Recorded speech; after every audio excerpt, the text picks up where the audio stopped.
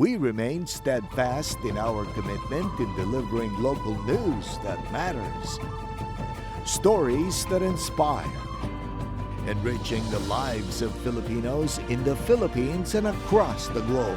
This is your GMA Regional TV. Buong puso para sa Pilipino.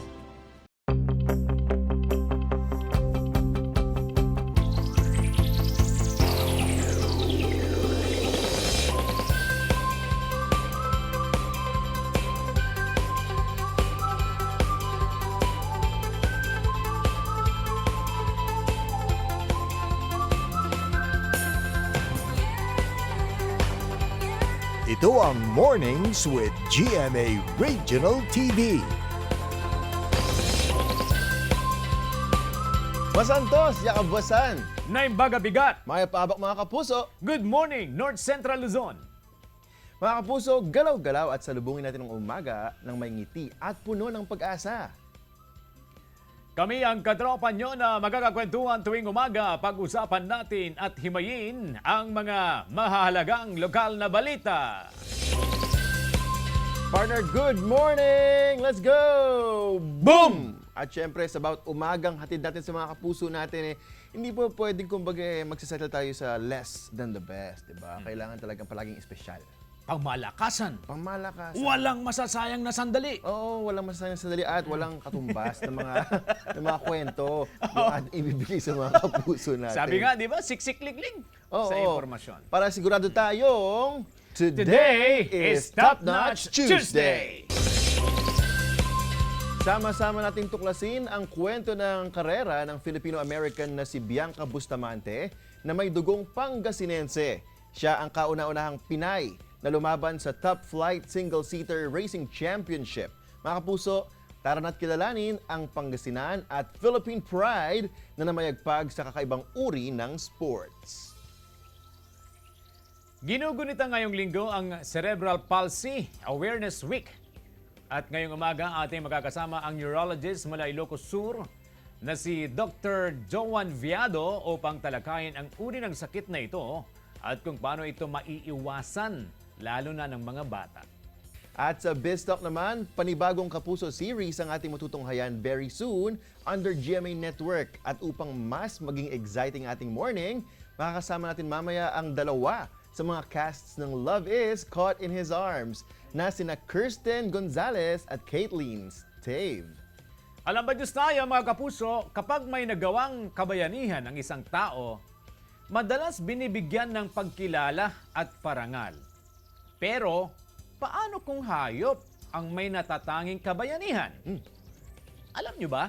3 trained aspins ang pinarangalan kamakailan ng Cordillera Regional Police Office kasunod ng kanilang pagre-retiro sa serbisyo. Meet Gordon, Wanda, and Bullet. Sina Gordon at Wanda ay parehong combat tracking dogs na tumulong upang mahanap ang nawawalang Korean national sa Barlig Mountain Province noong 2017. Si Bullet naman ay isang search and rescue dog na nahanap ang 4 na casualties ng bagyong Ompong sa Itogon, Benguet. Ilan lamang iyan sa mga ipinamalas na kadakilaan ng 3 aso kung saan naging malaki ang kanilang ambag sa mga operasyon ng kapulisan ng Cordillera. This morning mga kapuso, kasama natin si Bianca Bustamante. Siya ang kauna-unahang Pinay na lumaban sa Top Flight Single-Seater Racing Championship for Women.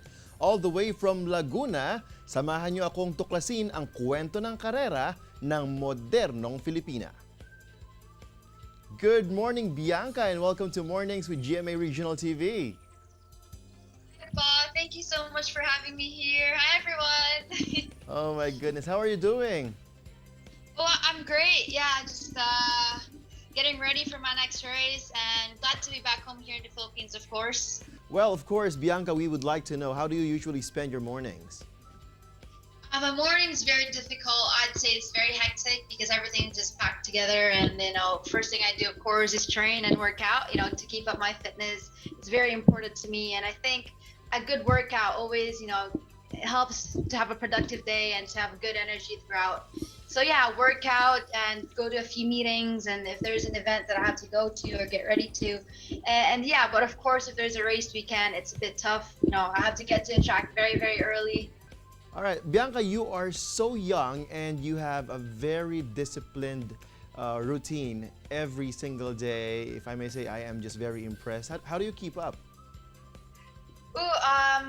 A very good calendar is what I keep with me at all times. It has everything I need to do, and it keeps me very disciplined and organized. So yeah, just having a good routine overall, and of course, having a very disciplined day is always good as well. And I guess also trying to manage your time and know where to allot things, allot my time management is difficult. I have to prioritize things which is more important, like of course my racing and academics and yeah.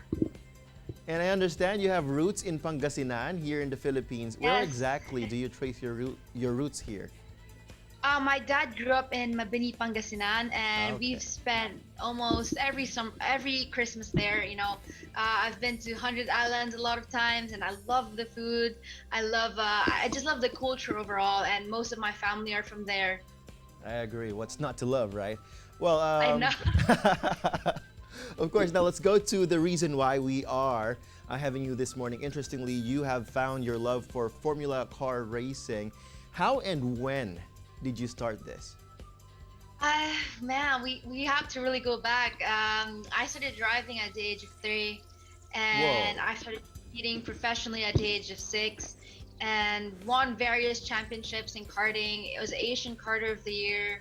I represented the Philippines in almost all of my races as well, especially when I was racing in America, a lot in Europe, and now I was, I was offered this opportunity to bring it up to the next level, and which is to be racing in the Formula Car Series, in the W Series.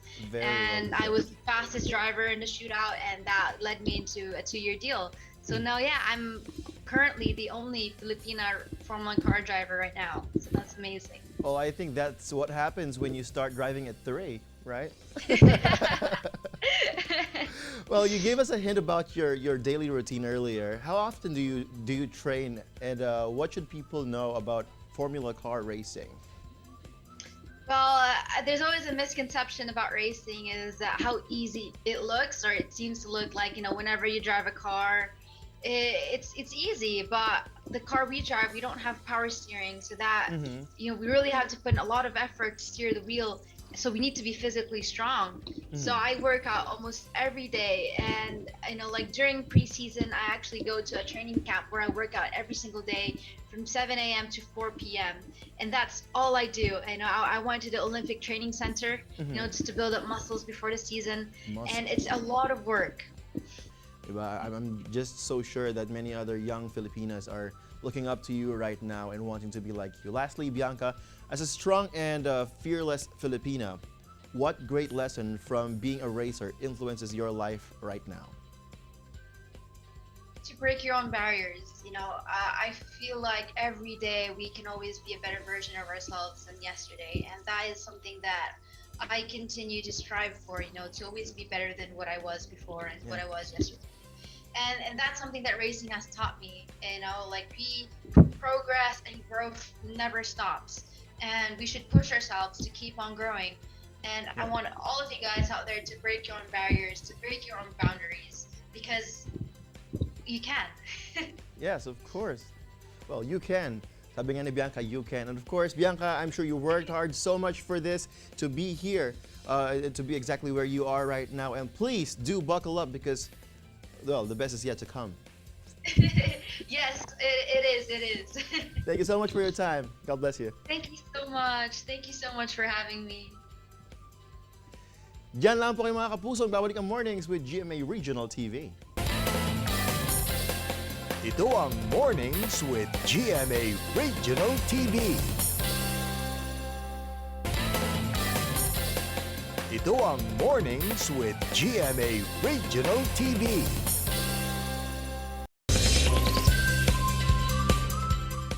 Mga kapuso, panibagong informative health discussion ang hatid namin sa inyo ngayong umaga.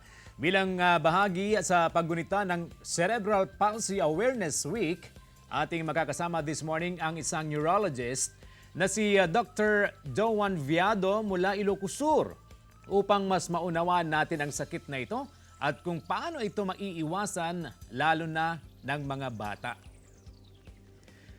Naimagabigat, Doc Joan, and welcome to Mornings with GMA Regional TV.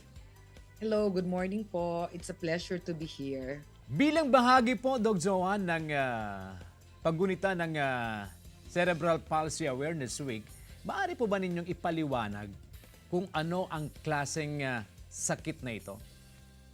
Okay, pag sinabi niyo pong cerebral palsy, I think marami nakaka-alam, no? Pero ang cerebral palsy, pag sinabing cerebral, pertains to the brain.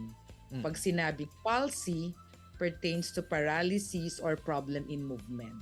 So generally po, ang cerebral palsy is a permanent disorder of the brain causing problems in motor development or movement ng isang tao. So Okay. yun po yung basically na sinasabi doon na definition niya. So cerebral palsy is a permanent disorder, no, problems within the movement ng isang tao which actually resulted from an insult or sakit of the developing brain. Alright. Doc, sino po ang madalas na tamaan ng cerebral palsy?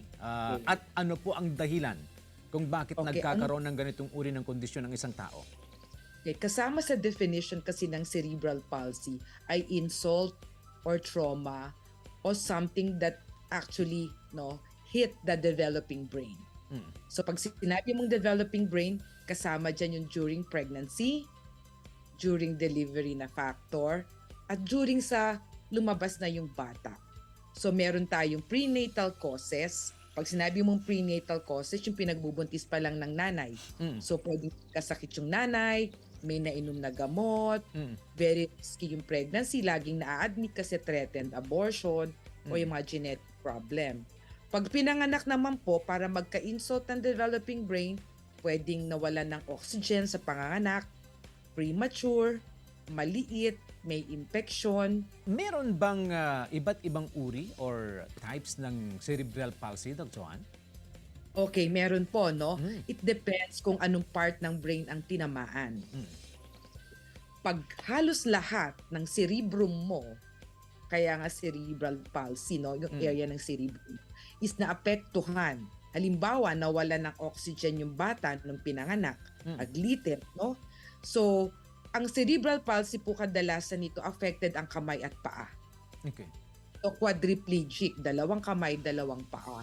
Pero meron po tayong mga cerebral palsy na parang kalahati lang ng katawan ng affected, no? So, depende sa brain na tinamaan. Or yung mga ibang bata naman, hindi lang makalakad. Kasi yung part ng brain, sa paggalaw ng paa, yun ang naapektuhan.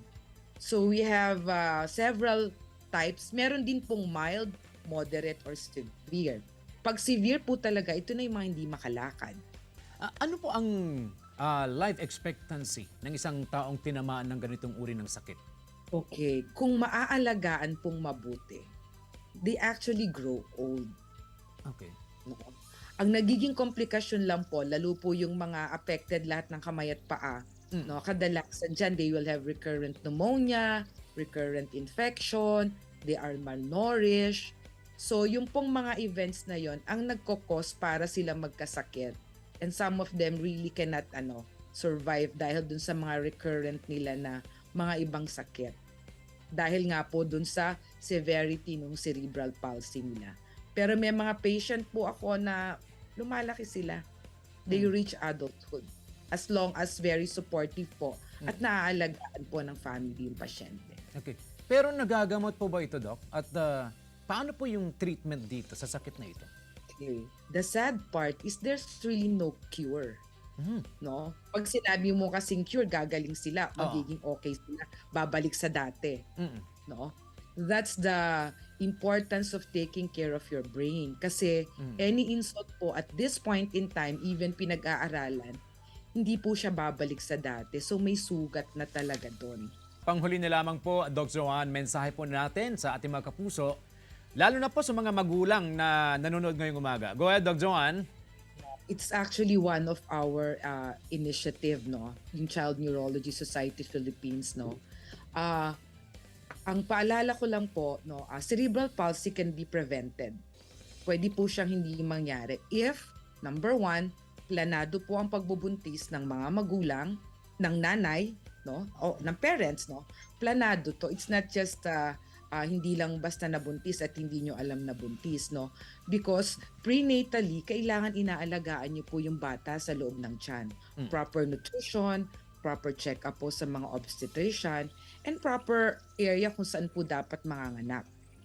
No, kung halimbawa pong high risk ng pregnancy, I really recommend sa tertiary hospital o yung may mga gamit pong ospital. Kasi some of the things na pwedeng mag-cause ng CP can be prevented kung pediatrician po will really take care pag pinanganak po ang bata. Alright, maraming salamat, Doc Joan. Ingat po kayo lagi. Thank you so much. Ingat din po kayo and nice being here with you on this morning. Good morning po ulit. Alright, good morning mga kapuso. Panayam natin kay Dr. Joan Viado, isang neurologist. Diyan lamang po kayo mga kapuso, magbabalik ang Mornings with GMA Regional TV. Ito ang Mornings with GMA Regional TV. Ito ang Mornings with GMA Regional TV.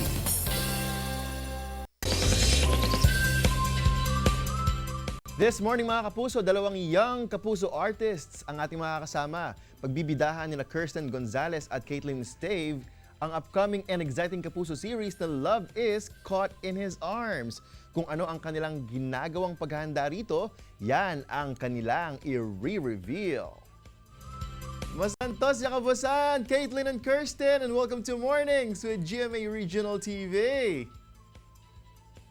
Hello po sa inyo lahat! So happy to be here. Thank you for having us. Hello po mga my. kapuso.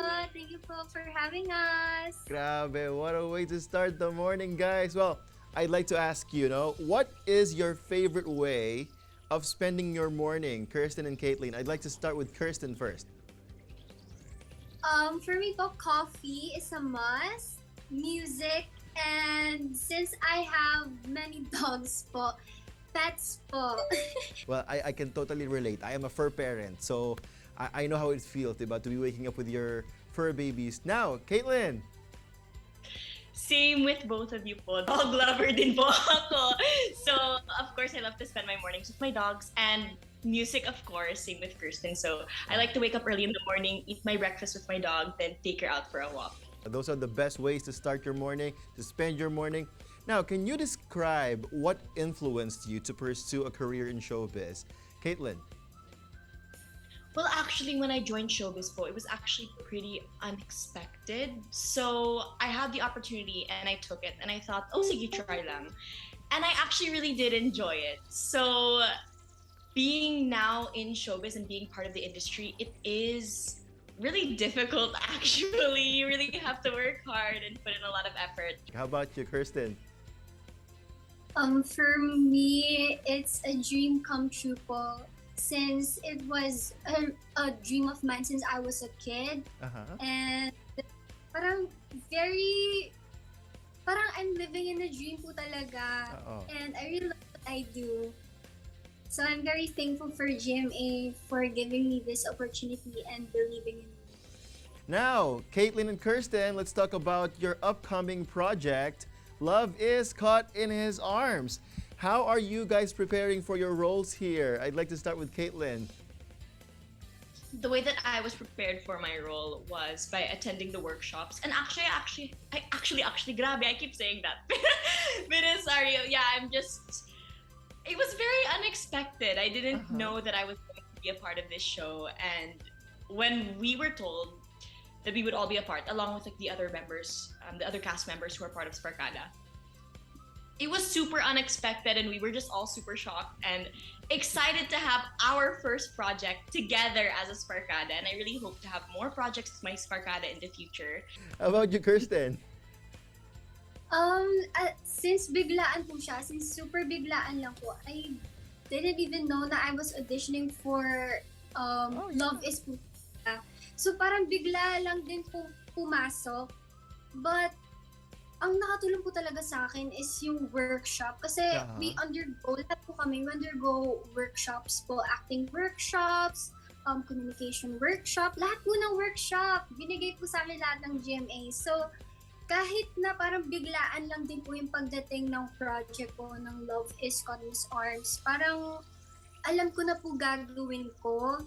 And parang prepare na po talaga ako ng GMA for whatever is gonna come. And now, what is going to surprise our Kapuso viewers about your respective character sa Love is Caught in His Arms? I'd like to start this time with Kirsten.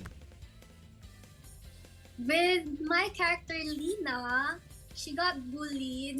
Oh. So, parang medyo emotional po siya. Yun ang, dun po ako nagulat sa kanya. Like, emotional po pala siya. Kasi syempre pag nabully ka, parang she's just quiet, she's just there, ganon. Pero, you can really see my character growing and nagkakaroon na po siya ng friends. And she's trying hard po kasi like sa una na to belong po talaga since she's not very parang well-known na family. Well, how about you, Caitlin?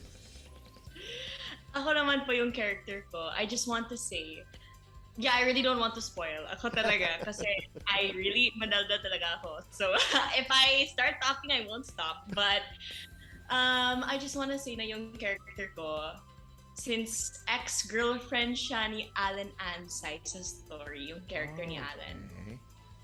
Just keep in mind that my character will have growth and don't judge her too quickly. Thank you so much, Kirsten and Caitlin. I had so much fun this morning. Thank you.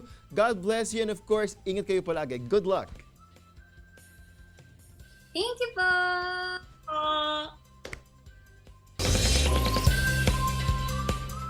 Sa pamamagitan ni Dr. Joan Viado, mas naunawaan pa natin kung paano maiiwasan ang pagkakaroon ng cerebral palsy.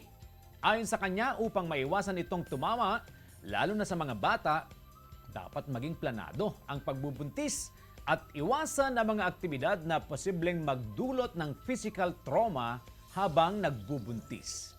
Grabe, top-notch information yan, partner. At syempre, nakilala naman natin this morning bilang isang strong and fearless Filipino-American, si Bianca Bustamante, na unti-unting gumagawa ng pangalan sa mundo ng top-flight single-seater racing.